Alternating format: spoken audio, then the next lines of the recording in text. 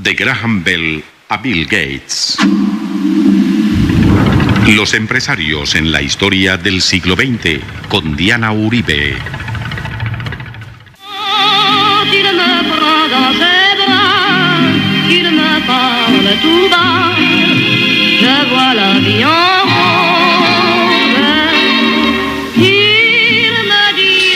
Buenas. Hoy vamos a ver un personaje al que le tocó la vida en rosa, al que realmente le tocó la vida en rosa. Un personaje que dio esperanza y prosperidad a través de la moda a un pueblo que había sufrido los mayores rigores. El personaje de hoy es Christian Dior, y a diferencia de Coco Chanel, para quien la vida fue particularmente dura en sus orígenes y que le tocó a pulso hacerse, este personaje nace en Normandía, es hijo de un industrial y de una mujer muy elegante, lo que marcaría sobre él un gusto desarrollado desde temprana edad. Dicen de él que tuvo una infancia feliz y sin historia, que tenía bastantes condiciones, y por un lado su historia no fue tortuosa ni truculenta como la de muchos de los personajes que hemos visto, sino fue una historia más bien plena, corta, eso sí. Él va a morir a los 52 años en pleno éxito, en el cenit de su gloria, pero feliz. O sea, él pudo hacer lo que quiso. Nació pues, en el seno de una familia acomodada. La vida fue para él en rosa, lo que no es para Edith Piaf. Era la misma época cuando él lanzará sus colecciones en que todo esto sonaba, y la moda la marcaría él de una manera definitiva. Este personaje va a estudiar ciencias políticas por presiones familiares, y después va a poner una galería de arte, que siempre fue su verdadero sueño. Era un enloquecido por la estética, un personaje pues así con una apreciación estética absolutamente desarrollada. Y él va buscando la manera de acercarse al mundo de la moda. Entonces empieza a trabajar con la casa de Robert Piguet, luego va a prestar el servicio militar durante la Segunda Guerra, luego después de la casa de Piguet, va a trabajar con Lucien Lelong y con la compañía de Pierre Balmain. Pierre Balmain es un personaje que lo va a ser como, digamos, como el que le va a dar el primer empujón. Y cuando empieza a trabajar con él, y después se va a encontrar, o sea, él va a encontrar una serie de personas que lo van a ayudar, digamos, en su sueño para acercarse al mundo de la moda. Entonces él va a trabajar en talleres de costura, y luego va a conocer a más personajes que lo van a ayudar. Y va a conocer a un industrial de la moda, a uno de los que tiene la industria, las industrias textiles, que son los que en último término determinan la moda. La moda se trabaja sobre lo que los textileros necesiten vender en esa temporada. Sobre esos materiales se diseña, pero fundamentalmente la industria la van haciendo aquellos que son los textileros, los fabricantes del material, de la tela. Entonces él se va a encontrar con estos personajes y va a trabajar con Bussac, y le va a decir que él quiere trabajar con él, pero le advierte que su intención fundamental es crear su propia casa. Entonces, después de trabajar en varias casas de moda, él va a desarrollar y va a poder, con la ayuda de un amigo, pues todos los que están en este mundo que hemos visto de la moda han necesitado de una pequeña ayuda de sus amigos.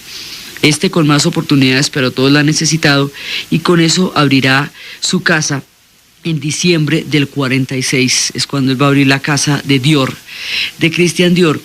Este personaje, tal vez su vida, digamos, el carente de mayores dificultades, tal vez su vida hecha con cierto nivel de holgura, le va a permitir un concepto en la moda que va a significar el despeje, el salir adelante después de años terribles de oscuridad. Y eso tal vez será su mayor éxito. Hay momentos en que la gente quiere olvidar las épocas terribles, y la moda que él va a lanzar trae esperanza porque trae riqueza de tiempos anteriores. Entonces, en la época en que él empieza a lanzar sus diseños, él empieza a dar la perspectiva de que ya pasaron los tiempos más terribles. Pues como sería de bueno que nosotros pudiéramos estar en ese momento en que ya pasaban los tiempos terribles. Entonces, ¿qué había pasado en Europa? En Europa acababa de terminar la Segunda Guerra Mundial, terminó en el 45.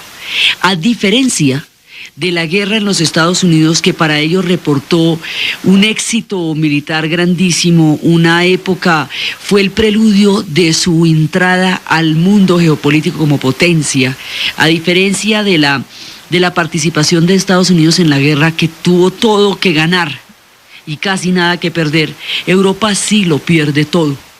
Europa pierde en la guerra hasta la esperanza y hasta la fe, pues tanto que Sartre diría después de la guerra diría que antes de nacer no somos nada y que después de morir no somos nada, que la vida era un intermedio entre la nada y la nada de dudosa importancia. Así, digamos, así había quedado el ánimo de Europa, porque después de la bomba atómica, los campos de concentración, 50 millones de muertos, no había nada que ellos pudieran decir en su favor.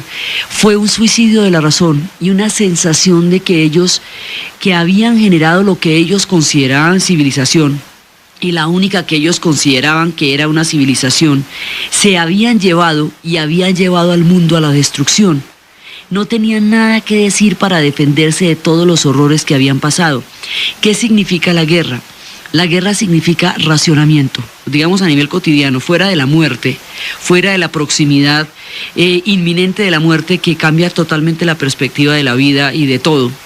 Significa racionamiento, significa escasez, significa restricciones, significa que cada pedazo de comida hay que cuidarlo, que todo el tiempo hay que estar en situación de austeridad, porque en la guerra lo primero que pasa es que todo empieza a escasear y el dinero se está invirtiendo en la guerra, así que todo se va en impuestos, todo se va en mandarle a los soldados en el frente. La población civil sufre particularmente los rigores de la guerra porque es la que la paga con la escasez, la paga con las restricciones, la paga con las tarjetas de racionamiento. Entonces, con el miedo, con la impotencia, con los bombardeos, con todo lo que tuvieron que pagar ellos, con la invasión, Francia fue invadida y la mitad de Francia se rindió, que fue la Francia de Vichy, y la otra mitad fue la Francia libre. En esa época, no existe la moda en términos como se va a hacer de aquí en adelante, sino que la moda es casi toda militar. O sea, eso que se ve en esa época es simulando las chaquetas militares. Eso pasa también en la Primera Guerra. Ahí, digamos, es casi un reclutamiento de la moda también al servicio del ejército a través de los diseños y de las líneas. Es como la tendencia en la cual todo el mundo está metido. Entonces, la posguerra europea deja tras de sí una ruina que ellos nunca pensaron volver a vivir. Después de la Segunda Guerra Mundial, de la Primera Guerra Mundial, ellos nunca se imaginaron que se fueran a meter en una segunda y que les fuera a dar tanto dolor. Otra vez un bache poblacional, otra vez no quedó familia que no llorara un muerto o muchos. Otra vez todas esas tragedias demográficas y esas tragedias humanas que son irreparables en términos de la cantidad de gente que queda enterrada en los campos de Europa. Quedan muchos pueblos habitados solamente de mujeres. Queda una Europa sin esperanza. Después de esta posguerra tan terrible, que Europa se demora 15 años, van a tener el Plan Marshall como ayuda para restablecer su economía, y eso hace la diferencia. El Plan Marshall hace la diferencia en términos de dinero y los europeos en términos de trabajo, porque si se hubieran dedicado a desviar los fondos del Plan Marshall, pues todavía estarían bajo los bombardeos con las calles agujereadas. Pero ellos trabajaron duramente y fueron años de austeridad. Las posguerras generalmente son muy graves porque la guerra produce una sensación de adrenalina y de supervivencia que impide pensar. Entonces la gente simplemente reacciona frente al peligro, como cuando se está incendiando una casa. Después, cuando ya se quemó todo, usted reflexiona sobre lo que pasó, lo irreparable, lo que no vuelve a ver, lo que no volverá a ser. Por eso las posguerras son particularmente depresivas en un comienzo, porque son la evaluación de todos los daños, de todo lo que se perdió y todo lo que se destruyó durante el tiempo de guerra. Cuando todavía existían los racionamientos sobre las alturas y los modelos de las faldas por la utilización de telas, cuando todavía existía el fantasma de la escasez, cuando no se recuperaban aún de esa sensación devastadora de haberlo perdido todo en una guerra. Hoy por hoy ellos son son pueblos muy civilizados, y han conquistado pues derechos de convivencia muy importantes, pero ellos, los europeos, conocieron todos los matices de la intolerancia, de la persecución, del terror, del horror durante 5 años, y eso marcó profundamente a las generaciones que se vieron envueltas en ese conflicto. Entonces, la perspectiva del 47 es una perspectiva todavía aterradora, todavía están pasando tiempos muy difíciles y todavía en ese momento las cosas están todavía mal. La Guerra Fría ya está empezando a tomar su forma de paranoia y de persecución.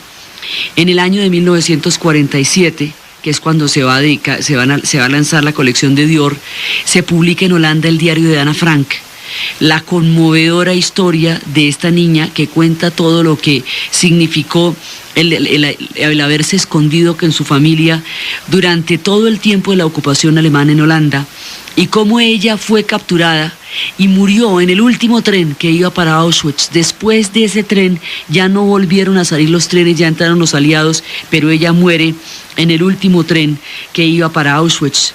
En el 47 la Guerra Fría se instala.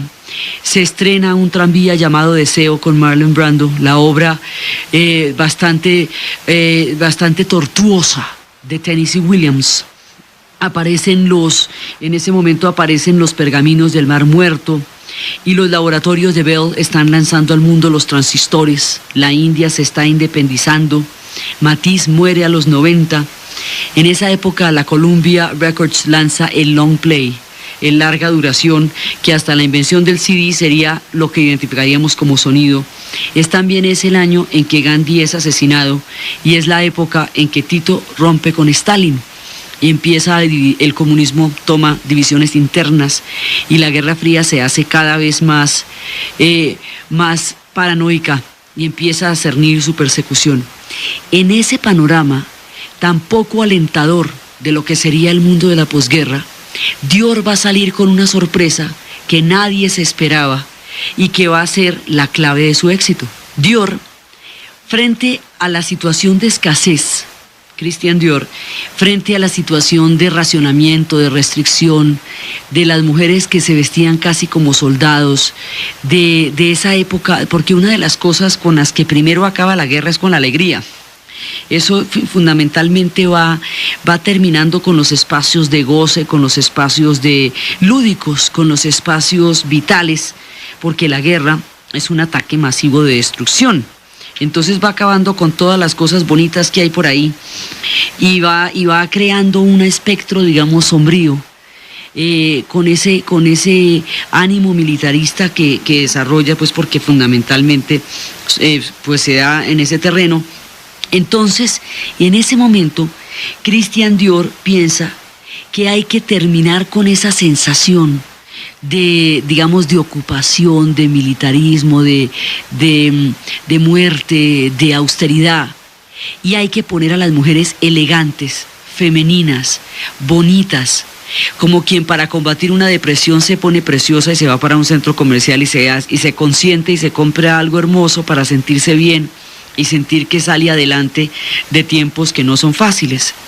Entonces, a diferencia de la austeridad con que Coco Chanel había elaborado sus diseños, que eran sumamente sencillos, porque la idea de los diseños de Coco Chanel era que fueran prácticos para las mujeres que iban a trabajar, para las mujeres que empezaban a montar en automóvil y para las mujeres que iban a la playa, para las mujeres que entraban de una manera mucho más activa y más participativa en un mundo que les había sido vedados. Para eso eran los diseños prácticos y austeros de Coco Chanel. La intención de Christian Dior va a ser todo lo contrario. Sus estilos van a ser ricos en decorados, van a ser lujosos, van a ser elegantísimos, porque él quiere que se le dé esperanza y que se recupere a través de la estética la esperanza y el ánimo perdido durante los años de la guerra. Retoma la elegancia del Art Nouveau, de la época en que las mujeres se vestían con plumas y con lentejuelas. Entonces, él no va a ser, digamos, tan recargado, pero la idea de elegancia que existía en esa época, antes de la primera, en ese tiempo, retoma eso para recordarle a los europeos que tuvieron tiempos opulentos antes. Es muy importante, digamos, otra de las formas como los pueblos recuperan históricamente su ánimo frente a tiempos adversos, es recordando tiempos mejores. Entonces, a través de la elegancia de la moda, él recupera el sentido de una sociedad que conoció mejores tiempos de los que estaban corriendo, pero que puede volver a recuperarlos en cualquier momento. Ya pasó la destrucción.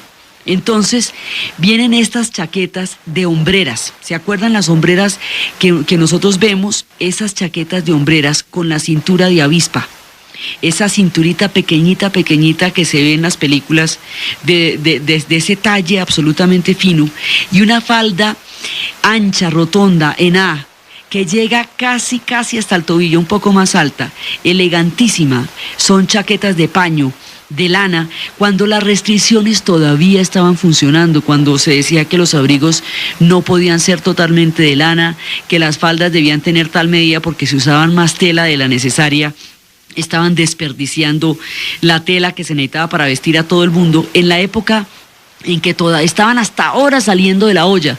Hay fotos de las más exquisitos modelos de Christian Dior en Londres, sobre las calles todavía agrietadas por los bombardeos. O sea, todavía había huecos de los bombardeos en las calles. Allá los huecos en las calles son poco comunes. Había huecos todavía en las calles cuando estos modelos exquisitos caminaban por allá en medio de un mundo que apenas se recomponía del horror. Entonces, Christian Dior lanza una silueta que está conformada por las hombreras anchas y redondeadas. Está conformada por una cintura muy fina y por una falda ancha.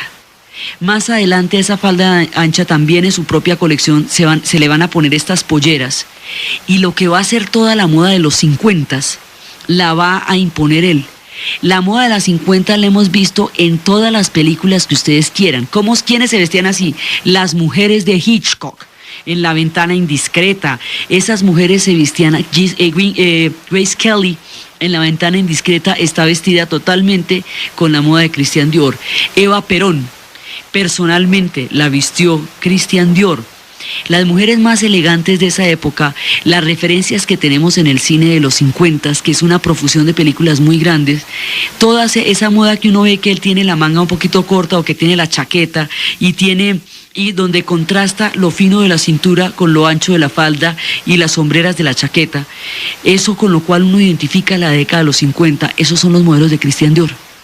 A esos modelos se les dio el nombre de New Look, el nuevo look. Y la idea del nuevo look era la idea de que había quedado atrás la austeridad. Todavía no era cierto en rigor. Esos modelos eran carísimos todavía y había restricciones y racionamientos aún en cuanto a la tela y a la utilización de los materiales. Pero la idea era que se estaba dejando atrás un tiempo terrible, y por eso es que él va a tener tanto éxito. Eso, todo el mundo se siente llamado a la elegancia, a la coquetería, a la seducción, después de un tiempo que fue tan duro. Las guerras normalmente después de las guerras vienen o las modas muy elegantes o las modas muy frenéticas, porque se tarda un tiempo la cultura en recuperar el ánimo que destruyen las guerras. Entonces este hombre significa la prosperidad en un tiempo en que todavía no ha llegado. Entonces es casi como una llamada de ánimo en el momento en que apenas empiezan a salir de los horrores, y Francia pues quedó bastante lacerada por esa guerra. Él devolverá a París su característica del centro de la moda. Será desde París desde donde se van a irradiar los modelos, y la moda empieza a volverse muy importante porque empieza a dar la sensación, es digamos la que más contribuye a la sensación de que el tiempo peor ya pasó. Es como la que más alivia. Concentrarse en la moda y en los pliegues y en la falda y estar divinamente vestido se convierte en una manera de sentir que se conjura la mala suerte, la mala fortuna que había pasado durante los tiempos de guerra. Venían de un mundo devastado, y querían verse elegantísimos y preciosos. Y eso es lo que Dior entiende, tal vez porque su vida fue tan, digamos, tan grata. Él podía dar de sí gratitud, tal vez porque siempre estuvo en contacto con la exquisitez, podía utilizar la exquisitez como conjuro contra la mala fortuna. Eso fue, digamos, como el punto en que él entendió eso. Ahora, empresarialmente hablando, él es el que va a empezar a trabajar con las marcas. Él es el que va a establecer las licencias y las patentes, porque esos modelos son inmediatamente copiados en el mundo entero. Entonces él lo que va a hacer es que esa ropa de marca, la ropa de marca tiene el nombre del diseñador en las bufandas. Entonces, si ustedes ven la ropa de Christian Dior, tiene la marca en las bufandas. Él es el primero que hace eso. Los demás todavía no. Bueno, todos lanzan perfumes, él también empezó haciendo sombreros, pero los sombreros eran únicos, absolutamente únicos para cada mujer. Entonces, él empieza a marcar la ropa y a establecer empresarialmente el problema de las patentes y las licencias de creación, que es una de las cosas que marcará la alta costura. Hoy por hoy las prendas llevan la marca como lo más visible. Hoy por hoy eso es casi que un estándar del diseño. Pero en esa época él fue el primero en que, para evitar esa proliferación tan impresionante de sus colecciones sin su autorización, por lo menos que las que él hiciera llevaban esa marca. Entonces él empresarialmente entiende que se está abriendo una industria que va a ser importantísima, y la moda adquiere a partir de la posguerra una importancia colosal. Se vuelve, digamos, uno de los centros de atracción del mundo del espectáculo, del mundo de la industria, del mundo de la vida cotidiana, del mundo del hogar, de las mujeres de la época, y se va a convertir, digamos, la moda se instala en la cultura de una manera mucho más profunda y definitiva de lo que lo había hecho antes. Los tiempos de la posguerra traen esa gran importancia de la moda, además porque eso después se va a extender y a generalizar hacia todo tipo de mujeres de toda clase. Eso ya lo había hecho Coco Chanel, pero ahora que ha pasado la guerra, que todo el mundo quiere, digamos, cosas que sean menos pesadas y menos agobiantes, se hacen indispensables cuando han pasado las guerras. La gente queda saturada de la trascendentalidad de la muerte, queda saturada de la inminencia del peligro y quiere hablar de otra cosa. Como quien ha visto muchísimos noticieros en un día y ya no se aguanta un muerto más y quiere que le hablen de otra cosa completamente diferente, no que lo distraiga, sino que le alivie la sensación permanente de dolor y de pesadez que producen las hecatombes. Entonces, en la posguerra, el mundo adopta la moda como uno de sus paradigmas y como uno de los puntos de referencia más claros sobre la llegada de tiempos mejores, y eso es lo que significa la moda de Christian Dior, la llegada de tiempos mejores, la elegancia, la feminidad. Quería exaltar la feminidad porque las mujeres antes eran soldados. Entonces él decía, no era que las mujeres estuvieran en la guerra, digamos, combatiendo, ellas estuvieron en casa creando las armas, pero era recuperar el sentido de la exquisitez femenina como un regalo estético para ellas y para los hombres, que se van a sentir a través de esto que están en una época diferente. Entonces era rescatar la elegancia, la ropa interior se hace importantísima, se diseña de una manera muy hermosa para ser vista, para que no sea lo de esconder. Es la época de los ligueros y la época de los brasieres, que son de materiales muy, muy lindos, que son hermosos. La sensualidad viene a convertirse en parte de los ingredientes de la esperanza de una sociedad que ha perdido la fe. Por eso la moda se vuelve tan importante en la posguerra en Europa. En Estados Unidos es la prosperidad y la sociedad de consumo la que le va a dar a la moda la relevancia que va a tener. En Europa es la necesidad de esperanza y la quimera de una prosperidad que los aleje de los tiempos tan amargos, la que le va a dar a la moda su importancia. Por una u otra razón, la moda adquiere una importancia fundamental en la posguerra. Y además, durante la guerra, pues, la fabricación de vestidos era un objetivo pragmático. no había, digamos, un centro de la moda, porque pues el mundo se estaba acabando prácticamente. El impacto, la escala del conflicto que significó la Segunda Guerra Mundial no daba tiempo para esto. No daba tiempo sino para salvarse y para saber dónde estaban en ese momento las divisiones alemanas y dónde estaban las divisiones aliadas.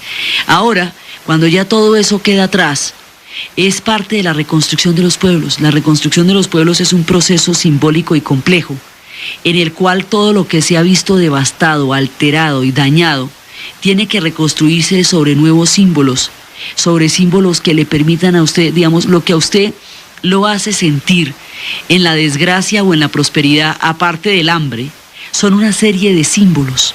Y la falta de elementos estéticos cotidianos es uno de esos. Es uno de los símbolos que le hace a usted sentir que está en la olla o que le hace a usted sentir que está saliendo de la olla. Por eso la importancia de la elegancia, de los cortes, de las sombreras. La moda es uno de los referentes más, en el siglo XX, uno de los referentes más importantes de las épocas históricas. Siempre lo ha sido. Ustedes, ¿cómo identifican una época histórica si no es por los vestidos que se usaban en ese tiempo? Marca los hitos de los momentos. En el siglo XX hay tres referentes que le hacen a uno sentir en qué época está, que son la música, que son la moda y los automóviles. Usted ve eso y ya sabe en qué siglo está, o en qué año, o en qué momento está. Entonces, la moda le va a dar a usted el referente que hemos visto en todas las miniseries, en todas las repeticiones, el referente de los años 50, y la silueta de los años 50 la ideó y la lanzó Christian Dior. Cuando él lanza los diseños en 1947, el impacto es inmediato. Todo el mundo quiere sentirse y verse como él muestra sus modelos en esa colección. Él también empieza a desarrollar toda la línea de los accesorios, que era más bien escasa en los modelos que tenía Coco Chanel. Él va a desarrollar todos los accesorios, va a desarrollar toda una línea en materia de joyería, de perfumería, de pañoletas, de todas estas cosas que estaban prohibidas antes. De las restricciones de la guerra, por ejemplo, estaban que no se podían usar pieles, que no se podían usar nada que fuera ostentoso, porque era casi un insulto en tiempos de racionamiento y en tiempos de crisis. Además no se conseguían. En tiempos de la guerra, por ejemplo, las medias veladas eran el lujo más grande que una mujer pudiera tener, porque las medias veladas estaban hechas de nylon, y el nylon se necesitaba para hacer los paracaídas, que eran los que se utilizaron sobre Normandía. Entonces, pues no se podía, o sea, solamente podían tener medias de nylon las mujeres de la alta oficialidad nazi, porque ellos a través del controlaban y distribuían el mercado negro. Entonces era digamos, una situación absolutamente excepcional y del todo extravagante llegar a utilizar medias veladas durante la guerra, por eso, porque se necesitaba la fibra para hacer paracaídas. Ahora, todos estos tiempos en que la crisis, la guerra les hacía sentir el hambre y la humillación, empiezan a pasar. Entonces, en 1946, Christian Dior pone su casa de modas, y en 1947 lanza el New Look. Y el New Look va a ser tan impactante que todo el referente que tenemos nosotros sobre los 50 son los modelos que él creó. O sea, este es el hombre que diseña la estética con la cual nosotros identificamos la década de los 50. Todas las películas que ustedes cojan de los años 50, que son muchísimas porque es una época particularmente prolífica en el cine. Todas las películas en las cuales caminan estas chicas sobre las calles con esas faldas anchas, en A, así bastante largas. Inclusive esta moda va a durar casi hasta mediados de los años 60, cuando la revolución cultural va a poner otro tipo estético diferente y va a desarrollar un vístase como quiera, y va a liberar la moda de todas las, digamos, de todos estos trazos tan supremamente elegantes y rimbombantes que tenía la época de Christian Dior. Pero hasta la revolución sexual y a la revolución cultural de los 60, la moda fue como él la dijo. Entonces es muy importante, porque el que construye los referentes estéticos de una época, el que hace que usted identifique una época con los diseños, es de alguna manera el dueño del recuerdo de los tiempos. porque usted lo que recuerda, o sea, cuando usted se pone los zapatos de la mamá, cuando jugaba de niña ponerse los zapatos de la mamá y abrir el baúl de las abuelas, usted lo que está es recordando lo único que queda después de que han pasado los tiempos, el recuerdo de cómo eran los vestidos en ese momento, de cómo era la música y cómo eran los vestidos. Entonces, esta es una Francia que está saliendo adelante, que está tratando de buscar un destino mejor. Y él es el hombre que simboliza ese destino, y él es el hombre que hace que todo esto sea posible, aunque todavía estén en tiempos difíciles. Ya de ahí en adelante todo el mundo tomará sus diseños y empezará a hacer variaciones sobre el mismo diseño, pero lo que él impone es la silueta. O sea, la silueta es el trazo de lo que se ve el cuerpo femenino con esto. Entonces se vuelven a poner de moda, ya no los corsets propiamente dicho, porque pues la idea era bastante complicada, pero sí como las fajas, esas fajas, digamos, que recogen el cuerpo para hacer ver esas cinturas de avispas que se veían antes de la época de Coco Chanel, que precisamente había liberado a la mujer de todo eso para que pudiera trabajar. Ahora pues ya no se pueden poner los corsets de los de Scarlett O'Hara en lo que el viento se llevó, donde duran medio día vistiéndola, porque ya el mundo ha cambiado y ahora sí más que nunca. Pero sí la idea de esa ropa interior muy estrecha, que hacía que las mujeres se vieran como sílfides bajo estos atuendos elegantes y lujosos, y pone de moda la elegancia para recordar que hubo tiempos mejores, que fueron una sociedad opulenta, que conocieron el lujo, y que la guerra no iba a acabar con todo eso, que la guerra no iba a acabar con toda la elegancia, con toda la estética, con todo el sentido de la belleza que se había desarrollado. El mundo se está transformando a pasos agigantados. La Guerra Fría empieza a dividir el mundo recién salido de la guerra entre los ejes del capitalismo y el comunismo, y en el capitalismo la moda se convierte precisamente en uno de los estandartes de lo que ellos llamaban lo que ellos llamaban la libertad. O sea, una de las formas como usted ve que en las películas de la Guerra Fría representan los rigores del comunismo es con la austeridad total en el vestido.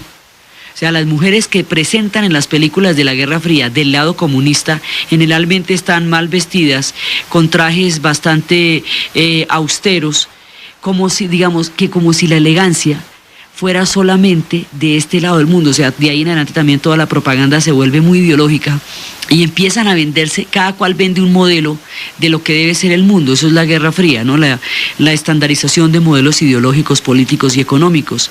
Una de las cosas que exhibe Occidente, como su mejora en los niveles de vida, como su garantía de libertad, como su garantía de ser una sociedad próspera, es la moda. Precisamente la moda. Entonces, estos diseños que hace Christian Dior, buscando la elegancia después de los tiempos difíciles, adquieren una cantidad de lecturas y una cantidad de símbolos en un tiempo que está cambiando, en un tiempo que se está transformando y que está adquiriendo ese carácter bipolar de la Guerra Fría, mientras que en los países de la Europa Oriental se trabajaba la idea de que el concepto de la moda no era importante en la medida en que eso no era una necesidad básica, que lo que ellos tenían era que reconstruir y lo que ellos tenían era que tener resueltos los problemas más importantes de una sociedad, y que los problemas más importantes de una sociedad no pasaban por la moda. Esa concepción, digamos, de la frugalidad y del realismo socialista, que impulsaban a una estética mucho más austera, porque consideraban que los lujos eran decadentes, consideraban que los lujos eran en todo caso muestras de decadencia, como ellos se rebelaron contra sociedades que habían hecho de la opulencia una forma de opresión. Entonces eran particularmente estrictos frente al despilfarro de lo que había sido la corte rusa, o todas esas cortes de las grandes casas dinásticas y de las coronas de los imperios. Fue contra esos imperios que se rebelaron los socialistas. Entonces para ellos era muy importante no caer en esos lujos que consideraban decadentes y demenciales, y ser austeros, porque lo que había era que solucionar las necesidades básicas de un proyecto de sociedad muy grande. Entonces trabajaban era en las industrias, en los altos hornos, elogiaban era al trabajador como modelo ejemplar de lo que significaba en ese momento sacar adelante la construcción del socialismo. Tenían otro tipo de estética. En la Europa occidental, la moda desempeña precisamente una de las ideas que se venden como libertad. el poder acceder a los diferentes modelos, el poder acceder a las diferentes texturas, el poder gastarle tiempo a todo este recubrimiento de telas y de siluetas, es lo que ellos consideraban libertad. Por eso era lo que alguna vez habíamos dicho, que cuando le preguntaron a Eisenhower que se hubiera podido introducir clandestinamente un solo libro a la Unión Soviética, ¿cuál hubiera introducido? Él dijo un catálogo de Sears. La idea era esa, digamos, asociada al crecimiento del capitalismo y a la recuperación europea en la posguerra, está la sociedad de consumo, que en principio la va a tener los Estados Unidos porque son el primer país que se convierte en una sociedad industrial avanzada, es decir, una sociedad que llega a tener unos niveles de vida muy altos. Europa lo seguirá algunos años más tarde, cuando termine todo su ciclo de recuperación, pero van hacia allá. Entonces las sociedades de consumo empiezan a equipararse a las sociedades libres, porque existe la libertad del consumo y no hay la política de racionamiento y austeridad que tuvieron durante todos los años de la guerra. La moda es uno de los símbolos que hace que la gente sienta que está en una zona donde pueden entrar dentro de la prosperidad por los colores, por las telas, por las siluetas, y se vuelve importantísima. Entonces la moda, digamos, que se puede ver desde un punto de vista como algo tremendamente light, es importantísima en el imaginario de una cultura, porque es el referente que tienen, y es a través de ese referente como la gente se identifica con una época o con los cambios frente a una época. Precisamente cuando ya se van a dar las revoluciones culturales de los 60s, es contra esta moda que se van a rebelar y van a proponer una libertad estética que pasa por cualquier tipo de propuestas. Pero antes de que eso pase, era muy importante esta elegancia en los 50s, que era la que daba la sensación de que el modelo que estaban intentando vender estaba tan bien fundamentado, que producía este tipo de siluetas agraciadas, elegantes, femeninas, que trabajaba los accesorios. Ahora, esto sin volver a esclavizar el cuerpo de la mujer, o sea, ya no se puede volver, digamos, a las condiciones de vida de la época anterior al automóvil, porque eso no pasó en vano. Sí, lo de Coco Chanel no pasa en vano y tampoco se revierte, pero sí se acomoda a los tiempos modernos el sentido de la elegancia para conjurar la mala suerte de los años de la guerra. Entonces, por eso es que de aquí en adelante eso sí se va a volver una industria grandísima, y se va a volver una industria muy importante, que va a ser la medida a través de la cual la sociedad se identifica y entra en contacto con una época. Entonces usted puede ver de qué época es una película sencillamente por la moda. Con eso ya sabe si es una película de época, si es una película de qué tiempo data. Digamos, es lo que queda. Usted ve las fotografías en los libros de historia y lo primero que capta es la moda. Eso es lo que le va diciendo a usted en qué época está. Y esa moda pues la hacen los diseñadores. Así que esta gente diseña los patrones culturales que quedan impresos, que son testimonios del paso de una época de la historia sobre el tiempo. Entonces, este personaje, en su exquisitez y en su, digamos, y en su desarrolladísima estética, es el que va a desarrollar la moda del mundo de los 50s. El mundo de los 50s tiene muchas sombras también, porque es el tiempo de la bomba atómica también, de la amenaza de la bomba atómica, es el tiempo de la paranoia de los espías, y las espías también vestían con estas faldas de siluetas en A. Es el tiempo en que otro tipo de amenazas se ciernen, pero sobre las amenazas que se ciernen están haciendo la sociedad de consumo. Para que la moda se pueda extender necesita de la sociedad de consumo, porque sin ella no puede existir. Tienen que existir las condiciones para que la gente empiece a tener acceso a la moda, pueda tener acceso a las telas, o si no, no pasaría de ser la exhibición de una minoría como solía serlo anteriormente. Entonces, paralelamente a este llamado de esperanza que significaron las colecciones de Dior, empiezan a desarrollarse poco a poco hasta llegar a consolidarse los fenómenos de las sociedades de consumo. Christian Dior va a desarrollar toda esta estética, y cuando está en lo más exitoso, en lo más importante, en lo más impresionante de su producción artística y estética, muere repentinamente en 1957. Muere de un ataque cardíaco Su vida fue absolutamente plena, a diferencia de la de muchos de los protagonistas que hemos visto a lo largo de todas estas exploraciones, que han tenido vidas trágicas, pues a diferencia de Alan Turing, a diferencia de Armstrong y su onda y su frecuencia de la FM, a diferencia de otros inventores con historias muy dramáticas, la de él no lo es. Digamos, no todo el mundo crea desde la más grande adversidad. Creó desde la opulencia. Este personaje, lo único es que su vida es corta. Digamos, muere en el momento en que todas las cosas que quería están sucediendo y están realizándose, y muere así, de un momento para otro, dejando una herencia que sobrepasaba los límites de lo que él mismo soñó. Entonces, en esas condiciones, pues hay que seguir adelante, y este es el primero que hace que la marca que él creó, por lo de las patentes, por lo de las marcas, por lo de ponerle a la ropa su nombre sobrevive a su propia persona. Después de que él muere, la casa sigue existiendo y los productos siguen existiendo y no terminan con él, porque él es el que, digamos, por la pelea de las patentes que él va a darle, por la manera como él impone las licencias para seguir elaborando sus modelos. Entonces, después de eso, uno de sus discípulos, de los discípulos más queridos de él, va a seguir adelante con la casa Dior. Ese discípulo se llamará Yves Saint Laurent. Yves Saint Laurent será también el que continúe el camino de la casa Dior, que en ese momento ya tenía casas en Caracas, en Australia, en Chile, en México, en Cuba, en Londres, en todas partes. Él continuará hasta que crea la suya propia, y desarrollará también todo lo que es la marca, todo lo que es la idea de marca y todo eso que viene de las licencias. Después esta casa, Yves Saint Laurent hará su propia casa, y a la casa Dior la van a comprar primero los ingleses y luego los italianos. Hoy todavía está en propiedad de los italianos, y va a tener tantas transformaciones como va a tener el siglo. Después llegará la moda étnica y saldrán los patrones de Afganistán ya en los 80s, y aparecerán colecciones de personajes que van a crecer allá y también después se independizarán, como Givenchy. Digamos, se vuelve como una especie de escuela también, que va a sacar adelante otro tipo de estéticas. Pero, digamos, la estética fundamental casi de los que van a crear ya la industria como industria, y la estética y todas las coordenadas va a ser Christian Dior. Después ya la moda, cuando aparecen las sociedades de consumo, empieza a tener tal auge que ya los modelos no pueden ser completamente exclusivos. Antes los modelos se hacían para una mujer. Por ejemplo, Christian Dior vestía a Eva Perón. ¿Eso qué significa?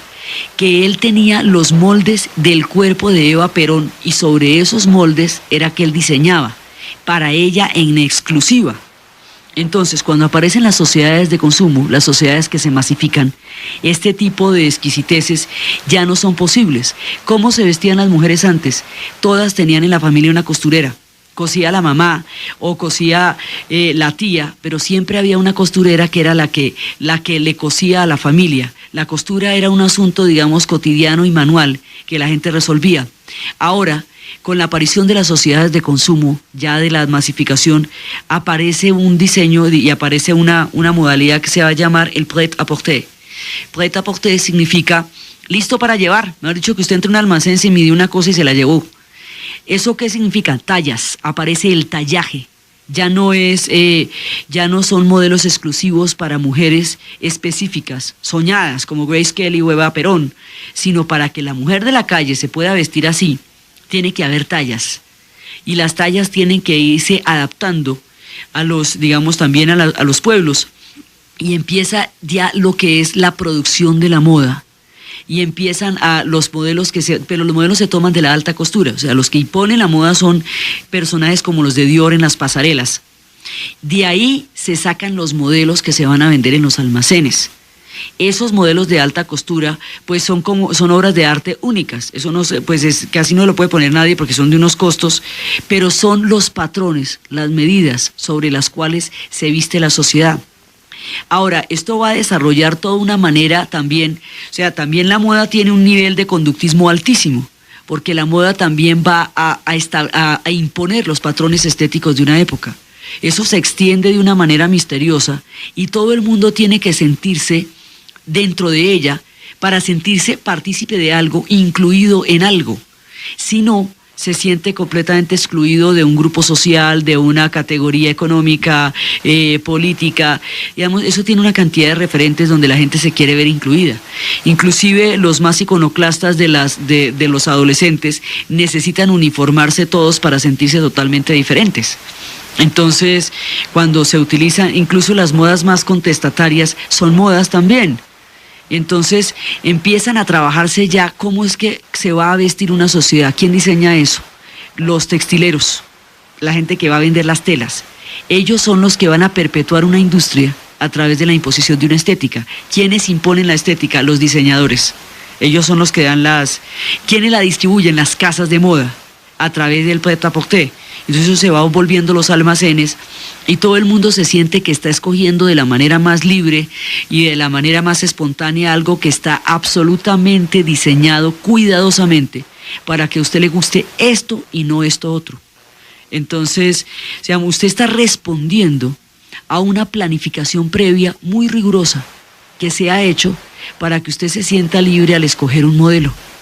Detrás de eso hay todo un trabajo, digamos, de mercadeo, de psicología, de manejo de patrones, de manejo de códigos, de todo eso que se ha desarrollado para que usted en el momento en que entre en un almacén le guste algo que usted cree que es de su gusto personal y en realidad es toda una manera para que sea eso y no otra cosa a la que le guste.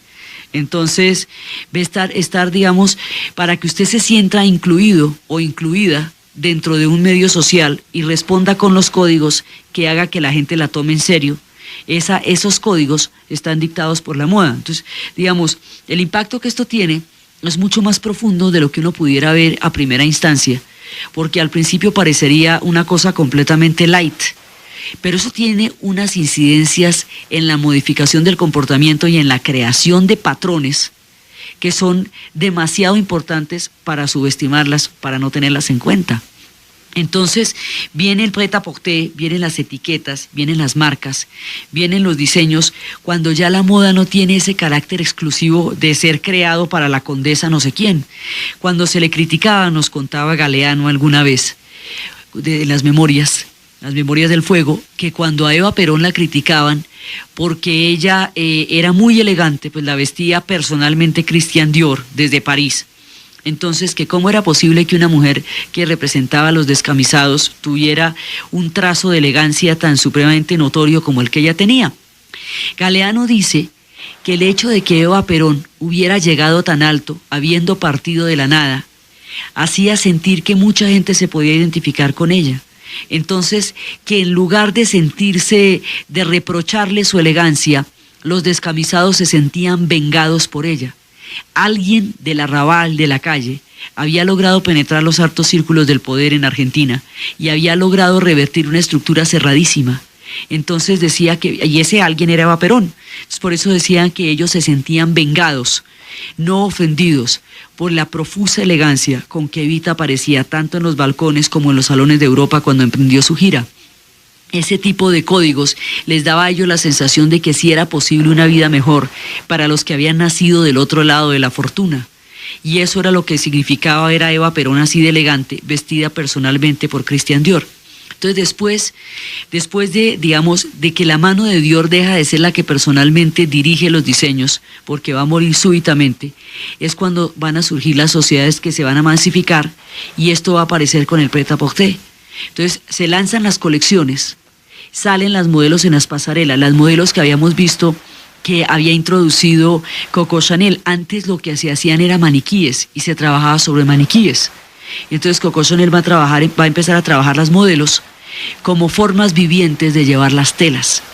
Y eso se va a volver una industria impresionante que va desde la gloria hasta la anorexia, en la cual un montón de mujeres van a sacrificar la vida por una estética de la cual ellas son simplemente un síntoma. O sea, una top model lo que hace es hacer lucir una prenda de una manera fantástica. Eso es lo que hacen las modelos, las supermodelos. Ellas como personas no son más allá del gancho donde está colgada la ropa, no son más allá de la, digamos, de la portada de la revista, son seres míticos. porque no son seres de carne y hueso, no son seres que salen a la calle, no están hechos para ser vistos así, son hechos para trabajar una de las cosas que más trabaja la moda, la fantasía. La moda también, al crear los estereotipos y al crear los códigos estéticos de una época, trabaja la fantasía.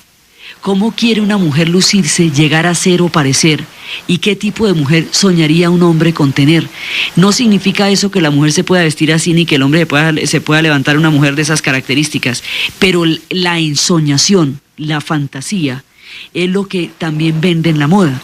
Entonces las supermodelos que aparecen en las revistas son arquetipos oníricos, son fantasías, como las chicas de los almanaques. Usted nunca sale con la chica del almanaque porque nunca la va a ver en la vida cotidiana, no se la va a encontrar en cine, ni se la va a encontrar por la calle. Usted la tiene en el almanaque para soñar con ella, por eso los almanaques se llaman sueños, porque la idea es crear arquetipos. La moda crea estos arquetipos y las supermodelos se vuelven un resultado de todo este engranaje industrial. Esto es un engranaje gigantesco que va desde la fabricación de la tela, que es la que se necesita vender, desde el diseñador, que es el que va a trabajar sobre ese material, desde la supermodelo, que es la que va a hacer ese material vistoso y deseable al hacerse deseada ella, hasta el que compra la revista, hasta la mujer que viste eso, va y lo compra en la tienda y sale con eso. Cuando una mujer sale con ese vestido de la tienda, se siente la supermodelo, el diseñador, se siente parte de toda esa cadena que está elaborando la idea de la estética que una sociedad tiene. Una sociedad se mueve sobre ese tipo de códigos.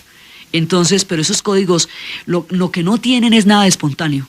Son toda una planificación, como puede ser un plan económico a 5 años a nivel macro para la ejecución de un proyecto en una sociedad. Eso no es menos planificado, inclusive lo es más. A veces los planes económicos son mucho más azarosos que una colección de moda que se va a lanzar para otoño o para primavera, siendo la moda impuesta por los países que tienen estaciones. Cada 6 meses se desecha y no es repetible. No es repetible dentro de lapsos de 5 años, son más o menos entre 5 y 7 años en que vienen los ciclos. La moda tiene una serie de ciclos y esos ciclos van cambiando, se repiten, se devuelven en el tiempo, entonces de pronto se usan a solapas anchísimas y después se vuelven a usar otra vez delgaditas al cabo de 5 años, cuando ya se agotan las colecciones. ¿Qué es lo que determina el ciclo? Cuando se agota una producción y se necesita vender otra. Digamos, es fundamentalmente un negocio gigantesco que necesita moldear las fantasías y las estructuras de las personas para poder vender. Es una empresa enorme compuesta por una gran cantidad de componentes que sale a la calle en forma de los modelos de prêt-à-porter, en forma de los vestidos listos para llevar y del tallaje. Pero es una de las empresas más rentables de finales del siglo XX y es en la posguerra donde eso se empieza a convertir en una empresa del tamaño y de la importancia que hoy tiene. Entonces, y es el referente que se tiene de las épocas. Entonces, uno de los que trazó el lineamiento de lo que sería la moda, el estilo de lo que sería la silueta, uno de los pilares de todo este engranaje que estamos viendo que es la moda en la posguerra, en toda en la segunda mitad del siglo XX, o sea, de los 50 para acá, de los referentes que tenemos sobre lo que son las épocas históricas y de los que rescata una sociedad a través de la estética, de tiempos miserables de guerra y de destrucción, es Christian Dior, que se convierte en sinónimo de elegancia, que se convierte en sinónimo de lujo y de opulencia para conjurar el racionamiento, la escasez, las mujeres soldados y todas esas pesadillas que tenían que exorcizar los europeos a través de una silueta elegante y de una cintura de avispa. Gracias. De Graham Bell a Bill Gates. Los empresarios en la historia del siglo XX, con Diana Uribe. Él empieza a dar la perspectiva de que ya pasaron los tiempos más terribles, pues como sería de bueno que nosotros pudiéramos estar en ese momento en que ya pasaban los tiempos terribles. Entonces, ¿qué había pasado en Europa? En Europa acababa de terminar la Segunda Guerra Mundial, terminó en el 45. A diferencia de la guerra en los Estados Unidos, que para ellos reportó un éxito militar grandísimo, una época, fue el preludio de su entrada al mundo geopolítico como potencia, a diferencia de la participación de Estados Unidos en la guerra, que tuvo todo que ganar y casi nada que perder. Europa sí lo pierde todo. Europa pierde en la guerra hasta la esperanza y hasta la fe, pues tanto que Sartre diría después de la guerra diría que antes de nacer no somos nada y que después de morir no somos nada, que la vida era un intermedio entre la nada y la nada de dudosa importancia. Así, digamos, así había quedado el ánimo de Europa, porque después de la bomba atómica, los campos de concentración, 50 millones de muertos, no había nada que ellos pudieran decir en su favor. Fue un suicidio de la razón y una sensación de que ellos, que habían generado lo que ellos consideraban civilización, y la única que ellos consideraban que era una civilización, se habían llevado y habían llevado al mundo a la destrucción. No tenían nada que decir para defenderse de todos los horrores que habían pasado. ¿Qué significa la guerra? La guerra significa racionamiento, digamos a nivel cotidiano, fuera de la muerte, fuera de la proximidad inminente de la muerte que cambia totalmente la perspectiva de la vida y de todo. Significa racionamiento, significa escasez, significa restricciones, significa que cada pedazo de comida hay que cuidarlo, que todo el tiempo hay que estar en situación de austeridad, porque en la guerra lo primero que pasa es que todo empieza a escasear y el dinero se está invirtiendo en la guerra, así que todo se va en impuestos, todo se va en mandarle a los soldados en el frente. La población civil sufre particularmente los rigores de la guerra porque es la que la paga con la escasez, la paga con las restricciones, la paga con las tarjetas de racionamiento. Entonces, con el miedo, con la impotencia, con los bombardeos, con todo lo que tuvieron que pagar ellos, con la invasión, Francia fue invadida y la mitad de Francia se rindió, que fue la Francia de Vichy, y la otra mitad fue la Francia libre. En esa época, no existe la moda en términos como se va a hacer de aquí en adelante, sino que la moda es casi toda militar. O sea, eso que se ve en esa época es simulando las chaquetas militares. Eso pasa también en la Primera Guerra. Ahí, digamos, es casi un reclutamiento de la moda también al servicio del ejército a través de los diseños y de las líneas. Es como la tendencia en la cual todo el mundo está metido.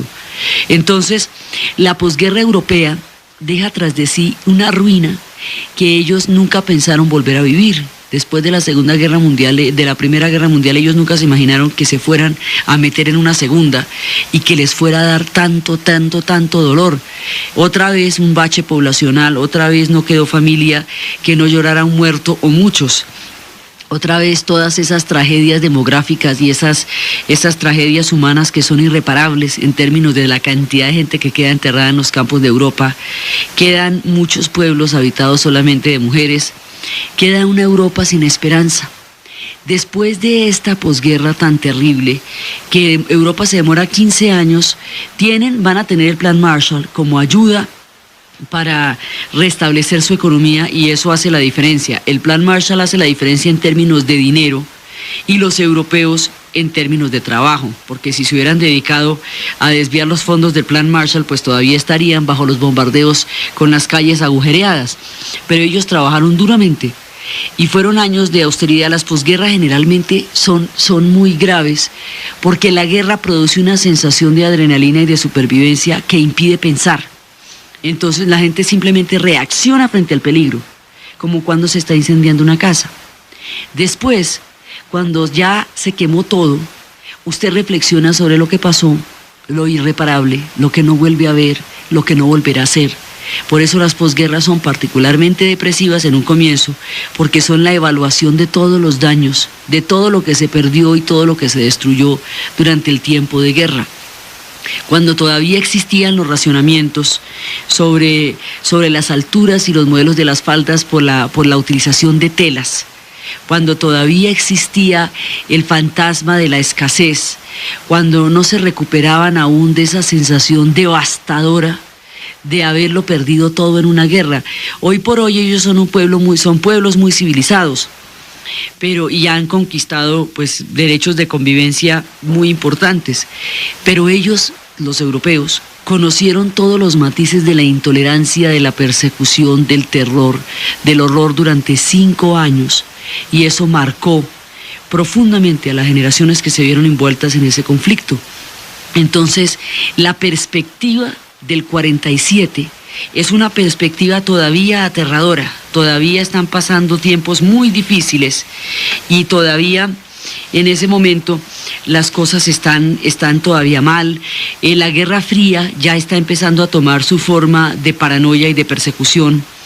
En el año de 1947, que es cuando se va a lanzar la colección de Dior, se publica en Holanda el diario de Ana Frank, la conmovedora historia de esta niña que cuenta todo lo que significó el haberse escondido en su familia durante todo el tiempo de la ocupación alemana en Holanda, y cómo ella fue capturada y murió en el último tren que iba para Auschwitz. Después de ese tren ya no volvieron a salir los trenes, ya entraron los aliados, pero ella muere en el último tren que iba para Auschwitz. En el 47 la Guerra Fría se instala. Se estrena un tranvía llamado Deseo con Marlon Brando, la obra bastante tortuosa de Tennessee Williams. En ese momento aparecen los pergaminos del Mar Muerto, y los laboratorios de Bell están lanzando al mundo los transistores. La India se está independizando. Matisse muere a los 90. En esa época la Columbia Records lanza el long play, el larga duración, que hasta la invención del CD sería lo que identificaríamos como sonido. También es el año en que Gandhi es asesinado, y es la época en que Tito rompe con Stalin y empieza el comunismo, toma divisiones internas, y la Guerra Fría se hace cada vez más paranoica y empieza a cernir su persecución. En ese panorama tan poco alentador de lo que sería el mundo de la posguerra, Dior va a salir con una sorpresa que nadie se esperaba y que va a ser la clave de su éxito. Dior, frente a la situación de escasez, Christian Dior, frente a la situación de racionamiento, de restricción, de las mujeres que se vestían casi como soldados, de esa época, porque una de las cosas con las que primero acaba la guerra es con la alegría. Eso fundamentalmente va terminando con los espacios de goce, con los espacios de lúdicos, con los espacios vitales, porque la guerra es un ataque masivo de destrucción. Entonces va acabando con todas las cosas bonitas que hay por ahí, y va creando un espectro, digamos, sombrío, con ese ánimo militarista que desarrolla, pues porque fundamentalmente pues se da en ese terreno. Entonces, en ese momento, Christian Dior piensa que hay que terminar con esa sensación de ocupación, de militarismo, de muerte, de austeridad, y hay que poner a las mujeres elegantes, femeninas, bonitas, como quien para combatir una depresión se pone preciosa y se va para un centro comercial y se consiente y se compra algo hermoso para sentirse bien y sentir que sale adelante de tiempos que no son fáciles. Entonces, a diferencia de la austeridad con que Coco Chanel había elaborado sus diseños, que eran sumamente sencillos, porque la idea de los diseños de Coco Chanel era que fueran prácticos para las mujeres que iban a trabajar, para las mujeres que empezaban a montar en automóvil y para las mujeres que iban a la playa, para las mujeres que entraban de una manera mucho más activa y más participativa en un mundo que les había sido vedado. Para eso eran los diseños prácticos y austeros de Coco Chanel. La intención de Christian Dior va a ser todo lo contrario. Sus estilos van a ser ricos en decorados, van a ser lujosos, van a ser la sensación, es digamos la que más contribuye a la sensación de que el tiempo peor ya pasó. Es como la que más alivia. Concentrarse en la moda y en los pliegues y en la falda y estar divinamente vestido se convierte en una manera de sentir que se conjura la mala suerte, la mala fortuna que había pasado durante los tiempos de guerra. Venían de un mundo devastado y querían verse elegantísimos y preciosos, y eso es lo que Dior entiende, tal vez porque su vida fue tan grata él podía dar de sí gratitud, tal vez porque siempre estuvo en contacto con la exquisitez, podía demostrar, utilizar la exquisitez como conjuro contra la mala fortuna. Eso fue, digamos, como el punto en que él entendió eso. Ahora, empresarialmente hablando, él es el que va a empezar a trabajar con las marcas. Él es el que va a establecer las licencias y las patentes, porque esos modelos son inmediatamente copiados en el mundo entero. Entonces él lo que va a hacer es que esa ropa de marca, la ropa de marca tiene el nombre del diseñador en las bufandas. Entonces, si ustedes ven la ropa de Christian Dior, tiene la marca en las bufandas. Él es el primero que hace eso. Los demás todavía no. Bueno, todos lanzan perfumes, él también empezó haciendo sombreros, pero los sombreros eran únicos, absolutamente únicos para cada mujer. Entonces, él empieza a marcar la ropa y a establecer empresarialmente el problema de las patentes y las licencias de creación, que es una de las cosas que marcará la alta costura. Hoy por hoy las prendas llevan la marca como lo más visible. Hoy por hoy eso es casi que un estándar del diseño. Pero en esa época él fue el primero en que, para evitar esa proliferación tan impresionante de sus colecciones sin su autorización, por lo menos que las que él hiciera llevaban esa marca. Entonces él empresarialmente entiende que se está abriendo una industria que va a ser importantísima, y la moda adquiere a partir de la posguerra una importancia colosal. Se vuelve, digamos, uno de los centros de atracción del mundo del espectáculo, del mundo de la industria, del mundo de la vida cotidiana, del mundo del hogar, de las mujeres de la época, y se va a convertir, digamos, la moda se instala en la cultura de una manera mucho más profunda y definitiva de lo que lo había hecho antes. Los tiempos de la posguerra traen esa gran importancia de la moda, además porque eso después se va a extender y a generalizar hacia todo tipo de mujeres de toda clase. Eso ya lo había hecho Coco Chanel, pero ahora que ha pasado la guerra, que todo el mundo quiere, digamos, cosas que sean menos pesadas y menos agobiantes, se hacen indispensables cuando han pasado las guerras. La gente queda saturada de la trascendentalidad de la muerte, queda saturada de la inminencia del peligro y quiere hablar de otra cosa. Como quien ha visto muchísimos noticieros en un día y ya no se aguanta un muerto más y quiere que le hablen de otra cosa completamente diferente, no que lo distraiga, sino que le alivie la sensación permanente de dolor y de pesadez que producen las hecatombes. Entonces, en la posguerra, el mundo adopta la moda como uno de sus paradigmas y como uno de los puntos de referencia más claros sobre la llegada de tiempos mejores, y eso es lo que significa la moda de Christian Dior, la llegada de tiempos mejores, la elegancia, la feminidad. Quería exaltar la feminidad porque las mujeres antes eran soldados. Entonces él decía, no era que las mujeres estuvieran en la guerra, digamos, combatiendo, ellas estuvieron en casa creando las armas, pero era recuperar el sentido de la exquisitez femenina como un regalo estético para ellas y para los hombres, que se van a sentir a través de esto que están en una época diferente. Entonces era rescatar la elegancia, la ropa interior se hace importantísima, se diseña de una manera muy hermosa para ser vista, para que no sea lo de esconder.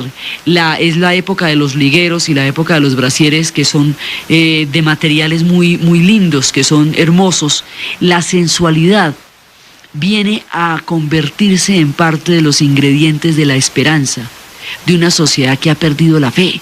Por eso la moda se vuelve tan importante en la posguerra en Europa. En Estados Unidos es la prosperidad y la sociedad de consumo la que le va a dar a la moda la relevancia. De Graham Bell a Bill Gates.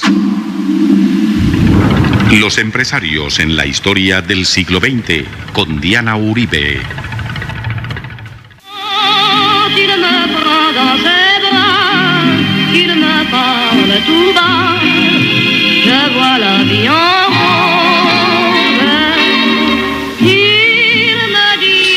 Buenas. Hoy vamos a ver un personaje al que le tocó la vida en rosa, al que realmente le tocó la vida en rosa. Un personaje que dio esperanza y prosperidad a través de la moda a un pueblo que había sufrido los mayores rigores. El personaje de hoy es Christian Dior y a diferencia de Coco Chanel, para quien la vida fue particularmente dura en sus orígenes y que le tocó a pulso hacerse, este personaje nace en Normandía, es hijo de un industrial y de una mujer muy elegante, lo que marcaría sobre él un gusto desarrollado desde temprana edad.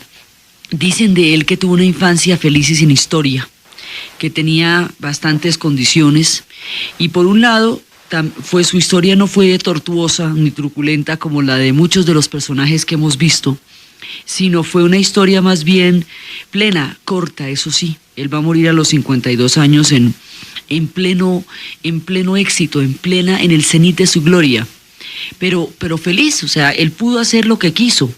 Nació pues, en el seno de una familia acomodada. La vida fue para él en rosa, lo que no es para Edith Piaf. Era la misma época cuando él lanzará sus colecciones en que todo esto sonaba y la moda la marcaría él de una manera definitiva. Este personaje va a estudiar ciencias políticas por presiones familiares y después va a poner una galería de arte que siempre fue su verdadero sueño. Era un enloquecido por la estética, un personaje pues así con una apreciación estética absolutamente desarrollada. Y él va buscando la manera de acercarse al mundo de la moda. Entonces empieza a trabajar con la casa de Robert Piguet, luego va a prestar el servicio militar durante la Segunda Guerra, luego después de la casa de Piguet, va a trabajar con Lucien Lelong y con la compañía de Pierre Balmain. Pierre Balmain es un personaje que va a ser como, digamos, como el que le va a dar el primer empujón. Y cuando empieza a trabajar con él, y después se va a encontrar, o sea, él va a encontrar una serie de personas que lo van a ayudar, digamos, en su sueño para acercarse al mundo de la moda. Entonces él va a trabajar en talleres de costura y luego va a conocer a más personajes que lo van a ayudar. Y va a conocer a un industrial de la moda, a uno de los que tiene las industrias textiles, que son los que en último término determinan la moda. La moda se trabaja sobre lo que los textileros necesiten vender en esa temporada. Sobre esos materiales se diseña, pero fundamentalmente la industria la van haciendo aquellos que son los textileros, los fabricantes del material, de la tela. Entonces él se va a encontrar con estos personajes y va a trabajar con Bussac y le va a decir que él quiere trabajar con él, pero le advierte que su intención fundamental es crear su propia casa. Entonces después de trabajar en varias casas de moda, él va a desarrollar y va a poder, con la ayuda de un amigo, pues todos los que están en este mundo que hemos visto de la moda han necesitado de una pequeña ayuda de sus amigos. Con más oportunidades, pero todos la han necesitado, y con eso abrirá su casa en diciembre del 46, es cuando él va a abrir la casa de Dior, de Christian Dior. Este personaje, tal vez su vida, digamos, el carente de mayores dificultades, tal vez su vida hecha con cierto nivel de holgura, le va a permitir un concepto en la moda que va a significar el despeje, el salir adelante después de años terribles de oscuridad. Y eso tal vez será su mayor éxito. Hay momentos en que la gente quiere olvidar las épocas terribles y la moda que él va a lanzar trae esperanza porque trae riqueza de tiempos anteriores. Entonces, en la época en que él empieza a lanzar sus diseños, elegantísimos, porque él quiere que se le dé esperanza y que se recupere a través de la estética, la esperanza y el ánimo perdido durante los años de la guerra. Retoma la elegancia del Art Nouveau, de la época en que las mujeres se vestían con plumas y con lentejuelas.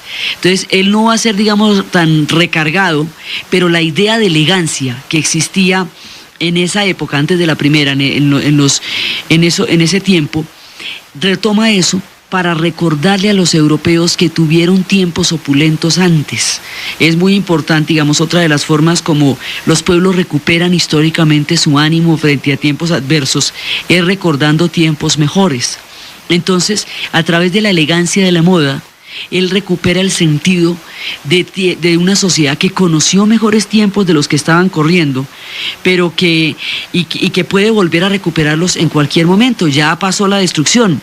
Entonces vienen estas chaquetas de hombreras. ¿Se acuerdan las hombreras que nosotros vemos? Esas chaquetas de hombreras con la cintura de avispa.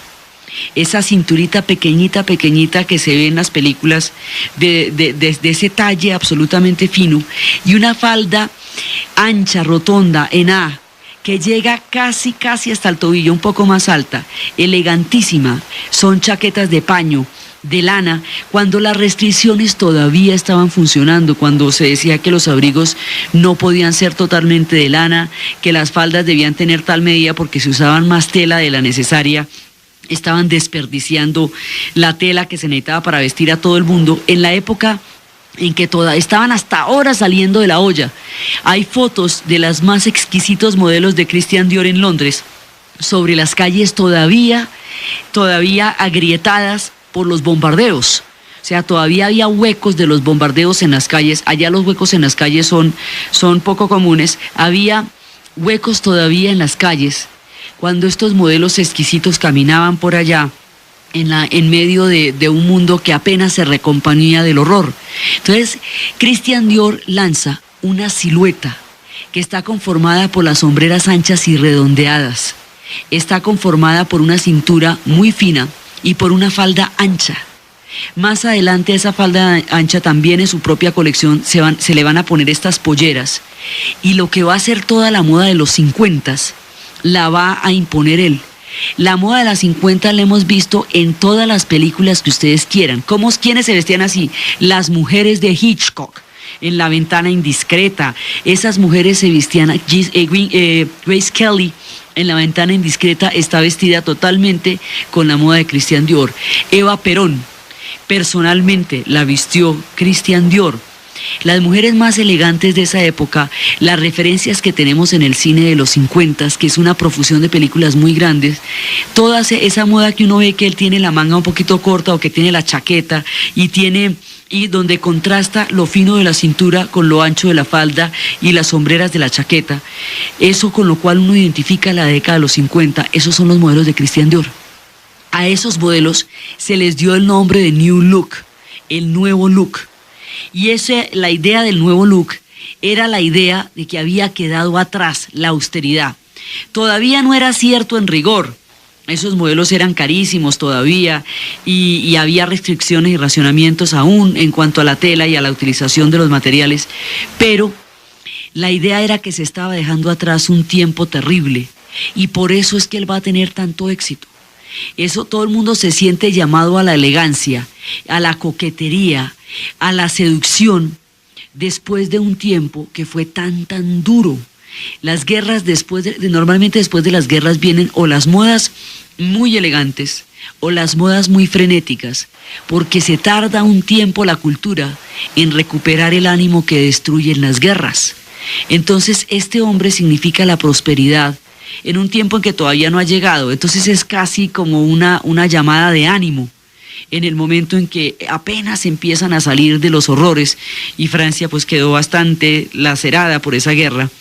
Él devolverá a París su característica del centro de la moda. Será desde París desde donde se van a irradiar los modelos, y la moda empieza a volverse muy importante porque empieza a